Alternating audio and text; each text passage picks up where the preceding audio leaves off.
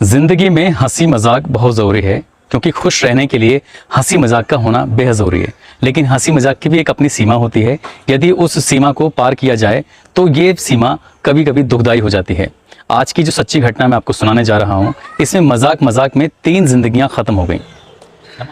आदाब, नमस्कार, सत श्री अकाल। मैं उस्मान सैफी। आज की जो मैं सच्ची घटना आपको सुनाने जा रहा हूँ, ये सच्ची घटना है केरल प्रदेश के ज़िला कोल्लम के गांव कल्लुबत्थु कलम की। यहाँ की रहने वाली काजल अपने सास ससुर के साथ रहती है, जबकि उसके जो पति हैं वो विदेश में नौकरी करने के लिए गए हुए हैं।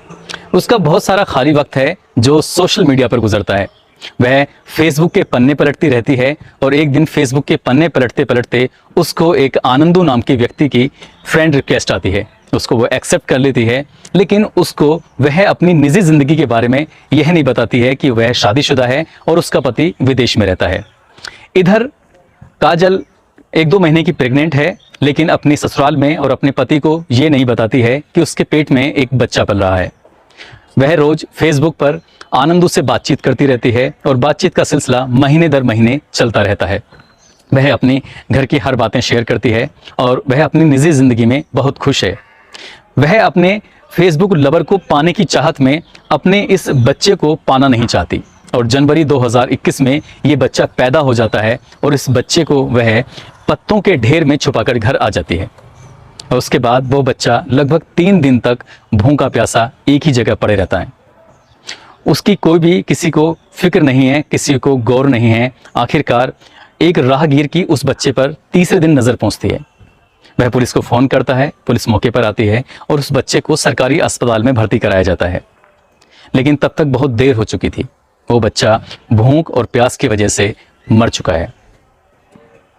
लेकिन काजल की अभी भी आनंदू से लगातार बात चल रही है। उसने अपने इस बच्चे के बारे में कुछ भी नहीं सोचा, ना ही उस बच्चे की उसे याद आती है। हालांकि ये भी दिलचस्प बात थी, क्योंकि उसके पति को इस बच्चे के बारे में कोई जानकारी ही नहीं थी। अब एक दिन ये बात अपनी वो आनंदू को शेयर कर देती है। दरअसल आनंदू कोई और नहीं बल्कि उसकी सगी ननद है और उसकी सगी ननद का साथ देती है उसकी भांजी, जिसका नाम पिंकी है और ननद का नाम हेमा है। हेमा का जो हस्बैंड है वो भी विदेश में नौकरी करता है। उसका भी बहुत सारा खाली वक्त है और वो भी अपना खाली वक्त बिताने के लिए फेसबुक का सहारा लेती है। दोनों ननद और भाबज आपस में बातचीत करती रहती हैं, लेकिन एक दूसरे को नहीं बताती हैं कि वो कौन है। लेकिन कुछ टाइम के बाद आखिरकार कहते हैं कि राज अगर एक व्यक्ति के पास होता है तो वो राज रहता है, लेकिन राज अगर किसी दूसरे को शेयर कर दिया तो फिर वो राज नहीं रहता। यहाँ भी ऐसा ही हुआ। काजल ने आनंदू के दिल में जगह बनाने के लिए वो जो सच था, वो जो राज था, वो खोल दिया। वो बताती है कि जनवरी में उसको एक बच्चा पैदा होता है, वह शादीशुदा है और उसने उस बच्चे को पत्तों के ढेर में रख दिया था। उसके बाद उस बच्चे का क्या हुआ पता ही नहीं चलता है।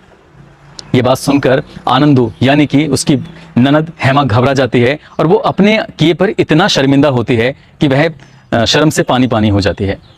और लगभग 2-3 दिन तक उसने भी खाना पीना सब कुछ छोड़ा हुआ है और वो बार बार उस बात को याद करके कि ये मजाक मैंने क्यों किया था। जब लगभग 3 दिन हो जाते हैं, वह बीमार हो जाती है, तो उसे पिंकी पूछती है कि आपको क्या हुआ, आप क्यों खाना पीना नहीं खा रही हैं। तो हेमा भी अपने उस राज को पिंकी से खोलती है कि जो हमने आनंदू नाम से फेसबुक आईडी बनाई थी, भाभी को एक बच्चा होता है और वो बच्चा एक कूड़े के ढेर में छोड़ देती है और वो मर चुका है। जब ये बात पिंकी सुनती है तो पिंकी को भी उतना ही दुख होता है, बल्कि उससे हेमा से ज़्यादा दुख होता है। और एक दिन हेमा अपनी सास से ये सब बातें शेयर कर देती है। कहती है कि हम लोगों ने फेसबुक पर एक आनंदू नाम से एक आईडी बनाई थी और हम अपनी भाभी से बातचीत कर रहे थे और बातचीत का सिलसिला कुछ इस तरह होता है और एक बच्चे की जान चली जाती है। अपने इस पश्चाताप के चलते हेमा और पिंकी नदी में कूदकर अपनी जान देती हैं और 3 जुलाई को उनकी लाश नदी से बरामद होती है। पुलिस लाश को बरामद करने के बाद उनकी शनाख्त करती है, तो शनाख्त में एक हेमा की लाश होती है और दूसरी लाश होती है पिंकी की। पुलिस उनके घर तक पहुंचती है और सास को बताती है कि ये आपके परिवार की 2 लाशें हैं। उसके बाद पुलिस इन्वेस्टिगेशन करती है और इन्वेस्टिगेशन करने के बाद यहाँ तक पहुँच जाती है कि आखिर इन्होंने सुसाइड क्यों किया है।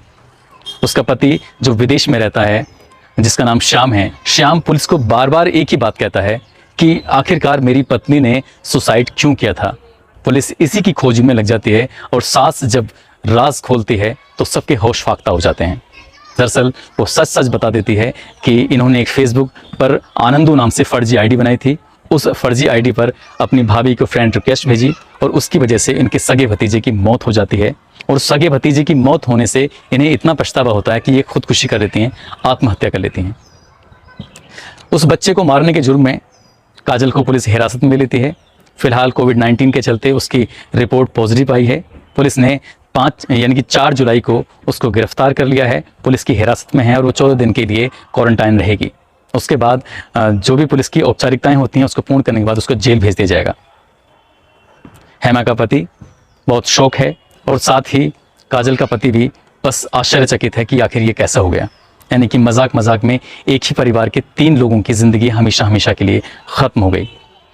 दोस्तों, मजाक की भी एक सीमा होती है, बस इस सीमा को लांघना नहीं चाहिए। मजाक ज़िंदगी का हिस्सा है क्योंकि खुश रहने के लिए मजाक बहुत ज़रूरी है, लेकिन हमें अपनी सीमाओं का पता होना चाहिए। इस कहानी को सुनाने का उद्देश्य है किसी को परेशान करना नहीं, किसी का दिल दुखाना नहीं। बस आप सचेत रहें, सतर्क रहें और अपना ख्याल रखें। जय हिंद, जय भारत।